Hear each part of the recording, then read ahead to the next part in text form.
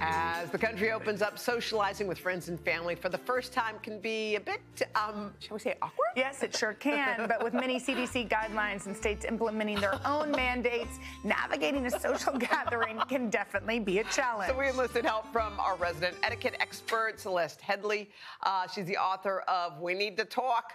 All right, Celeste, let's start with the very basics, just like that TikTok video was. To hug or not to hug? I mean, that's a tough one. And what do you do when someone's arms are outstretched? So always say what you might think is going to be the unsaid. If I were in that situation, and I have been a few times right now, I'd say, I'm inoculated and ready to hug. It's okay if you're not. So I just take that pause and I ask, is this okay? It's sort of like making consent universal, right? Yeah, I feel like I ran into a friend and I was like, are we hugging? Are we hugging? And that's a good way to kind of make it casual. Yeah, absolutely. You're about to throw your first party in more than a year. So what are your guidelines that can help any of us who may think about throwing a gathering this summer?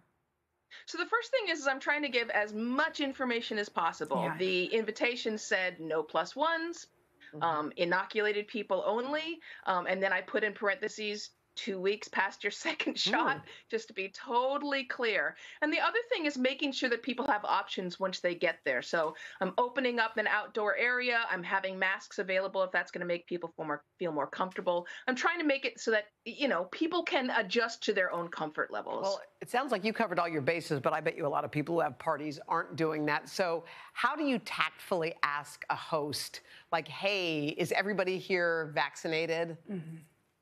You know, the best way to do that is to put it on yourself and say, you know, I'm still nervous. Yeah. I'm still a little cautious.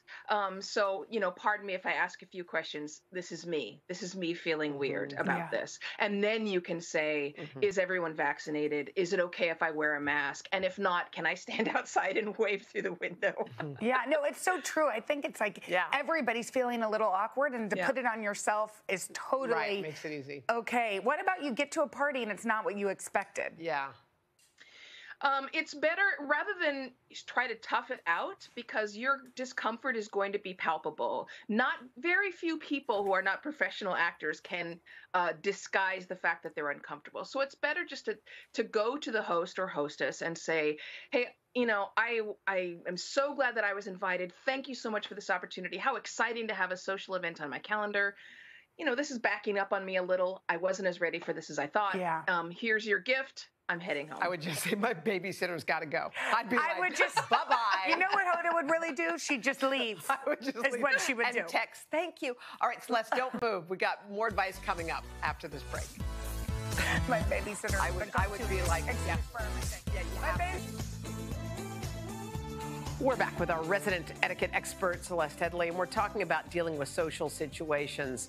All right, so let's talk about this one. What if someone comes over to your house, Celeste, and you're not sure if they're vaccinated? Maybe they're not vaccinated and they want to come visit. What's the best way and the most tactful way to approach that? Yeah, again, when you have these kind of awkward situations, the best thing is to make it about your personal preference. And I say that because no amount of arguing about CDC guidelines or vaccines or whatever is going to change anybody's mind. But there's no arguing with your own personal feelings, right? So if you say, I'm uncomfortable with this, it's so great to see you from 6 feet away, but this is making me feel anxious. That's not a debate. That's just how you're feeling. And that's your truth. And as long as you do it in a kind way, you're going to be okay. All right, let's talk kids and social gatherings, because there's birthday parties are coming back. Is there a way to navigate those? Yeah, I mean, think about it this way. I like to imagine that you have a kid that has a peanut allergy, right? How careful would you be before a birthday party to make sure that there were no peanuts around, right? You would absolutely not feel any compunction about going to a parent and saying, my kid has a peanut allergy, et cetera, et cetera. You should approach this the same way. There doesn't need to be any shame associated with it. It's a health issue, and you're protecting your kid. So you can ask those questions in a kind and patient way, and you can make absolutely sure that the situation is the way you want it to be to have the best care for your kid. Yeah, and there can be weird situations, too, where you go over to your child and another child play together. you take your child over there and then there's another adult that you're not used to seeing. You're not sure if that person's vaccinated, but they always play together and you're kind of stuck.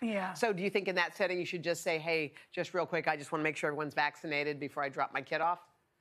Absolutely. And if it helps you to use the peanut allergy, imagine their hands smeared with peanut butter, right? You would put a stop to it immediately. It's okay. And I think, you know what? It's also okay to say no and use the babysitter canceled as an excuse this summer like we did last. Right. They still work. Thanks, Celeste. Hey, thanks for watching our YouTube channel. Find your favorite recipes, celebrity interviews, uplifting stories, shop our favorite deals, and so much more with the Today app. Download it now.